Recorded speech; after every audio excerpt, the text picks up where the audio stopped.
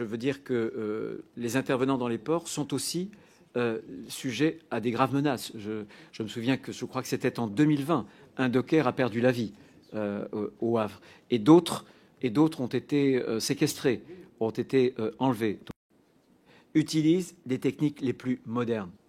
Et il faut rehausser justement notre système de défense sur les techniques qu'ils emploient. Alors d'abord, sur ces 3 techniques, une qui est absolument fondamentale, c'est l'algorithme. Je me souviens très bien lorsque je suis allé à Marseille pour discuter avec les enquêteurs de l'OFAST, de la police judiciaire, ils m'ont indiqué que le travail devenait surhumain et qu'aujourd'hui, en matière d'interception, etc., ce sont des pages et des pages qu'il faut lire. Et il faut mettre des hommes et du temps, un temps énorme. Et pendant ce temps-là, les criminels courent.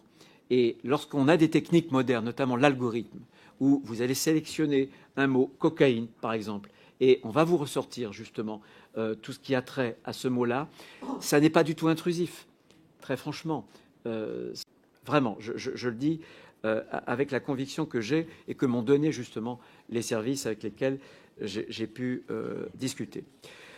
La deuxième technique, c'est l'article 8 bis, c'est la technique d'interception satellitaire. Aujourd'hui, évidemment, les techniques qui consistent à utiliser le téléphone non crypté, les narcotrafiquants ne l'utilisent plus. Vous avez désormais le déploiement de constellations satellitaires, y compris par des entreprises privées, qui donnent la possibilité à des gens, honnêtes ou malhonnêtes, de les utiliser pour leur communication. Il est clair que ceux qui ont des choses à cacher, utilisent prioritairement aujourd'hui le téléphone satellitaire.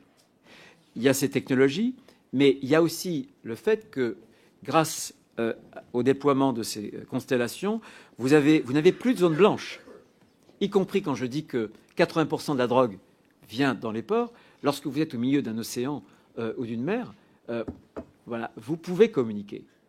Ils communiquent grâce aux satellites.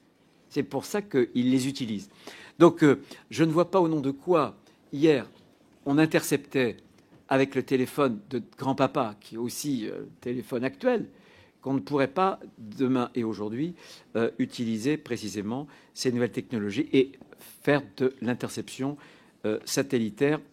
Je veux dire par ailleurs que par des temps budgétaires qui sont compliqués, la trajectoire de la LOPMI pour le ministère a été, là encore, respectée, ce qui est quand même assez fondamental quand on connaît l'état budgétaire de notre pays.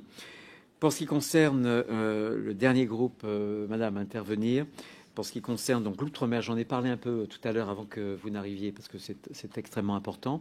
Je voudrais redire qu'on a une antenne de l'OFAST en outre-mer. Je crois qu'il y a une GIRS aussi à Fort-de-France. Et là encore, sur l'article 22, sur les ports, etc., tout ce qui est maritime, c'est un article qui tient compte, évidemment, là aussi, de la situation ultramarine de notre pays.